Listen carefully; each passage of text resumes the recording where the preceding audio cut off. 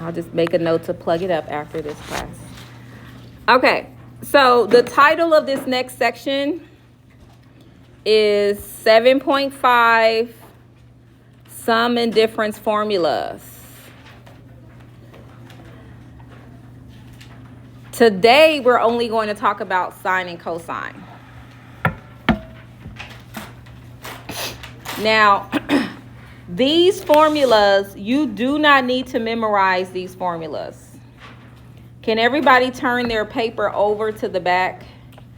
The pink sheet to the back. So not the side you have to memorize, but the other side where it says sum and difference at the top. What we're going to work on is sum and difference, then double angle, and then half angle. Okay, that's what we're going to focus on between now and next Friday. And then next Friday, we'll start reviewing for our test. Okay. Anybody need more time to get their notes situated? So this side is sum. And what's another word for sum? Addition. So this is when I'm going to add two angles together. And difference means subtract. When you use these identities, alpha, which is this symbol right here, that's the bigger angle. And beta is smaller. Now, the only time that order matters, though, is for subtraction. If we're using a sum identity, order doesn't matter. Because when you add two numbers, if you flip it, you still get the same answer. Any questions so far? All right, so I'm going to give you a moment to copy down example 1.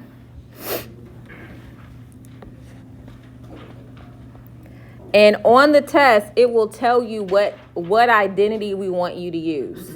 So for example, for everything we do today, we're only using sum and difference. So on your unit circle, is 75 an angle that you see on your unit circle? No. So we need to find two angles that we can either add together to get 75 or subtract to get 75. So when you're looking at your unit circle, what two angles come to mind that add to give you 75 degrees? 30 and 45. Who agrees that 30 and 45 equal 75? All right, so to find the cosine of 75 degrees, I'm going to take the cosine of 45 plus 30.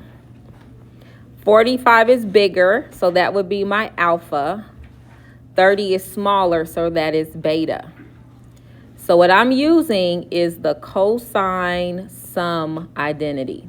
So looking at your pink sheet, I'm just going to rewrite that identity. So does everyone see the identity that says cosine alpha plus beta? Do you all see that? It's the first one under sum. And I'm just going to rewrite the identity. It says cosine of alpha times cosine of beta minus the sine of alpha times the sine of beta. So every place where you see an alpha, I want you to put 45. So 45 will go here and here. And then every place where you see a beta, we're going to put 30. So I'm going to rewrite this identity again. So that would be the cosine of 45 times the cosine of 30 minus the sine of 45 times the sine of 30. So go to your unit circle and find these four values. These are four values on your unit circle. So looking at your unit circle, tell me the cosine of 45. What did you guys do? You got stuck in here, and we cannot get it out. So we have the cosine of 45 What you want me to do? I don't know. You can't pull it out? Do you need a coat? Dang, I'm sorry. You're going to have to thug it out. We'll figure it out. All right, so what's the cosine of 45 degrees, guys? It's 2 over 2. Yep, square root of 2 over 2. What's the cosine of 30? Root 3 over 2. Minus the sine of 45, which is root 2 over 2. And then the sine of 30, which is 1/2. So do you see, this identity tells us to multiply these two fractions together and multiply these two fractions together. So going back to algebra 2, I don't know if you remember, but you can multiply square roots. So what is the square root of 2 times the square root of 3? Does anybody happen to remember what that would be? 2 times 3 is what? 6. So root 2 times root 3 is root 6 over 2 times 2, which is what? 4. Minus the square root of 2 times 1, which is the square root of 2, over 2 times 2, which is 4. Now, in order to subtract fractions, what do you have to have? Do we have that? So I want to make sure you understand that you cannot subtract that and get the square root of 4. That's not how that's we can multiply them and divide them, but we cannot subtract them. So because they're not like terms. So it's actually going to stay separate and give you square root of 6 minus square root of 2 all over 4. And we're going to write that as one single fraction. And that would be your final answer. And that's like that every time there's 2. Yep. And if you happen to have a yellow calculator on your desk, you can't use a calculator, obviously, on the test. But if you type in cosine 75, that's the exact answer the calculator is going to tell you. Just like that. Any questions? All right, let's move on to example 2.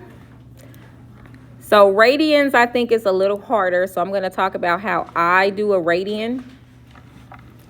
So I'll give you a minute to copy that down.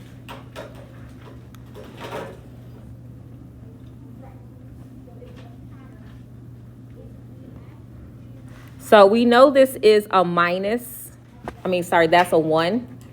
We know that's a 1 in front of the pi. So because that's such a small numerator, I know that if I'm going to get that number, I'm probably going to do a difference. I'm going to subtract, okay, in order to get that. You could add, but if you add, then one of your angles will have to be negative, which I feel is doing too much, okay? So I know I'm trying to get to 1, and I know my denominator is 12. So if I were to do, the smallest I could go would be 2 minus 1. So do we agree that 2 minus 1 is equal to 1 over 12? Yeah. But here's the problem with this. If I put a pi here and a pi here, this does reduce down to pi over 6, which I have on a unit circle, but obviously I don't have pi over 12. So that's not going to work. I can't do a 2 minus 1. So now I'm going to go up 1. This is just my process of how I think about it. I'm going to go up 1 and say, well, what about a 3 minus 2? Do we agree that 3 minus 2 is 1? All right, so now let's reduce this to see if this is going to work, though. What does 3 over 12 reduce down to? Pi over 4. Is that on our unit circle? What about 2 over 12? What does that reduce down to? Is that on my unit circle? So that means I could use that. That's going to actually work because pi over 4 minus pi over 6 is pi over 12. And just in case, so you know, pi over 12 is equivalent to 15 degrees. So we could do 45 minus 30. We could also do a 60 minus 45. We could go to quadrant 2, but there's a lot of different options, okay? I always pretty much try to stay in quadrant 1 if I can. So this would be my alpha because pi over 4 is bigger, and this is my beta. So I'm using a cosine difference formula. So I want you to look under the difference side. So now the first identity under cosine difference, it says that the cosine of alpha minus beta equals, and it would be the cosine alpha times cosine beta plus sine alpha times sine beta. So did I copy that right? Is that the identity that you see on your pink paper? It should be the first one under difference. Because if you look under difference, it goes cosine first, then sine, and then the last one is tangent. So we figured out that in this example, alpha is pi over 4. So every place where you see an alpha, I want you to put a pi over 4 there. And beta is pi over 6.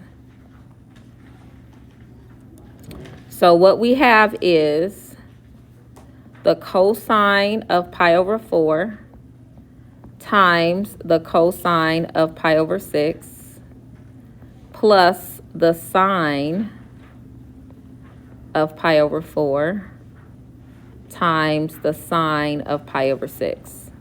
So go ahead and go to your unit circle and get those 4 values.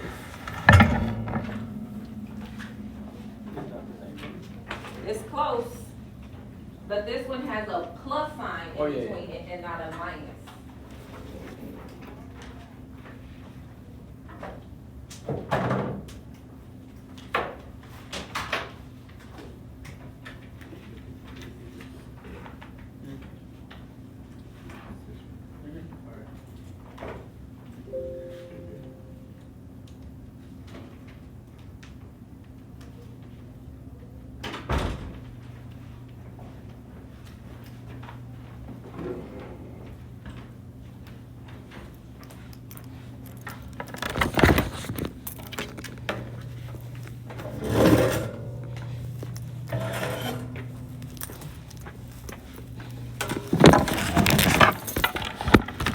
Sorry, I gotta plug up my little iPad. Trying to die. Okay, so what is the cosine of pi over 4?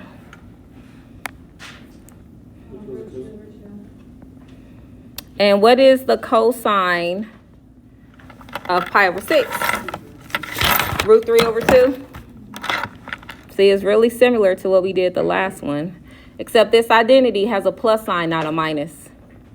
The sine is root 2 over 2. The sine of pi over 4 is root 2 over 2, and the sine of pi over 6 is 1/2. So to multiply, I get root 6 over 4 plus root 2 over 4. They're not, they already have a common denominator, so 4 would be down here, and this would be my numerator. And that is your final answer. Any questions? Yes. Good question. So in order to add square roots, they have to have the same number. So for example, if you add root 2 plus root 2, that would be 2 root 2. But if you try to add root 2 and root 3, they're not like terms. It's kind of like trying to add an x and a y. So because the numbers are different, they're not like terms. So we cannot add them. You can multiply them or even divide them, but you can't add or subtract unless they have the same number. All right, couple more examples and then we will end here. Go ahead and copy this down real quick. This is example 3, and then we're just going to go through example 4 and then we'll end there. So take a minute, copy that down.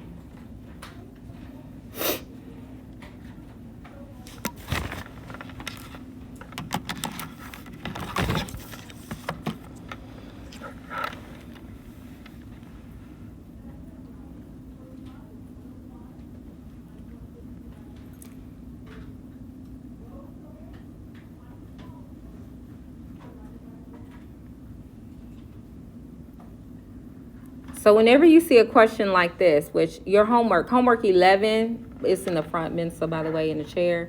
It's just one page in the front. I think you have one like this on there. Do you have one like this on the homework? I know it's on the test, but what you have to figure out is what identity are we using? So what identity are we using? So you're going to look at your pink sheet on the back. Figure out what identity says cosine minus sine. Which one says that? Cosine minus sine. The first one. So this is actually a cosine sum identity.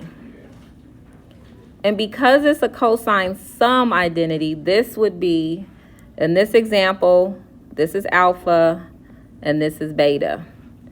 So we know that we're taking the cosine of pi over 12 plus 7 pi over 12.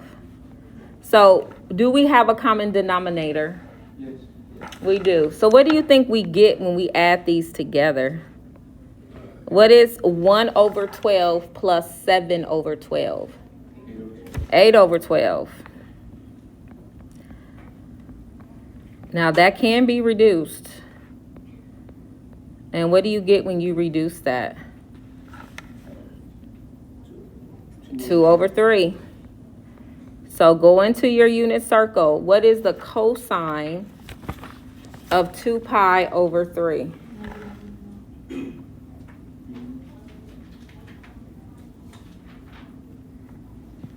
What is it again? So the cosine would be -1/2, and that would be your final answer.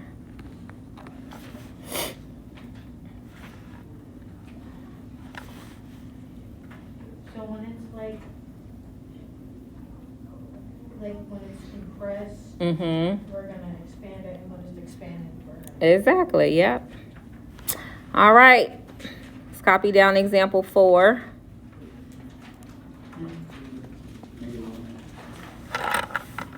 So we got to figure out how we're going to get there. We got 7 pi over 12. The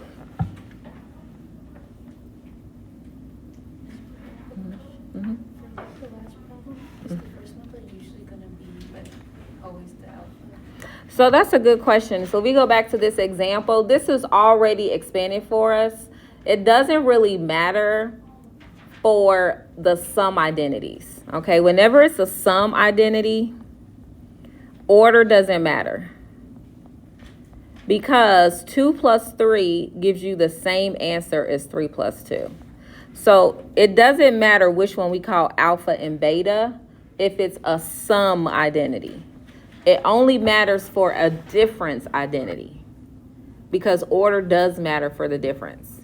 So what I usually like to do is I didn't write this question, but if I were doing it, I would make I always make my bigger angle alpha and the smaller angle beta. Okay, so now let's go back to this one. So I think it's a little harder when it's in radians. So we have to figure out either adding or subtracting. How do we get to 7 pi over 12? All right, so if I try to do 6 plus 1. So again, I'm going to use 12. Well, we know that this is going to reduce down to 1/2. But we don't have a 1 over 12 on our unit circle. Yes.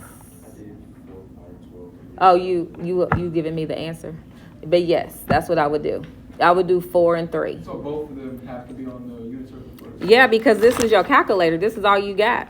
This is all you're going to have when you take the next test. So if it's not on you have to find 2 angles on the unit circle that either add or subtract to be 7 over 12. So we know that 6 and 1 is not going to work. 5 and 2 won't work because we don't have a 5 over 12 on the unit circle. The first one that will work, that Josiah pointed out, is 3 and 4. So if I break it apart, and I'm going to put my 4 first because that's bigger. If I break it apart, to 4 pi over 12 and 3 pi over 12. Does that reduce to give us angles on the unit circle? Because 4 over 12 is really what? Pi over 3. And 3 over 12 is really what? Pi over 4. So to get 7 pi over 12, I could take the sine of pi over 3 plus pi over 4. And this is my alpha and this is my beta. So what I'm going to use is the sine sum identity.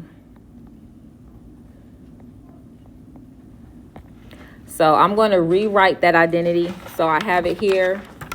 So when we look at sine sum, that identity says you take the sine of alpha times the cosine of beta plus the cosine of alpha times the sine of beta. That's the identity straight from your pink paper. You do not have to memorize these identities. They will be, I've already copied the next test. This page is already attached to it. You will have these formulas. How do you know which identity to use? Like, how do you pick them? Well, I know that this is a sine. Right. It's either going to be sum or difference. And it doesn't matter. So Jaden asked a good question. If you can find two angles that subtract to be 7 over 12, then use the subtraction one. You get the same answer. Also, it's just whatever. But it has to equal 7 over 12. Either they have to add to be 7 over 12, or they will have to subtract to be 7 over 12. So every place where you see an alpha, I want you to put pi over 3. And every place where you see beta, put pi over 4. So I have the sine of pi over 3 times the cosine of pi over 4 plus the cosine of pi over 3 times the sine of pi over 4. Go ahead, go to your unit circle and get these 4 numbers. And I think you'll notice that they all look pretty similar. So we have sine of pi over 3. I'm going to go ahead and fill in my pi over 4s. So we have the sine of pi over 3, which is root 3 over 2. And the cosine is 1/2. So we're going to get root 6 over 4 plus root 2 over 4, which is a common denominator. And this would be my final answer. Any questions? So we're going to end here. Homework 11 is not due until Wednesday. And we're going to pick up here on Monday.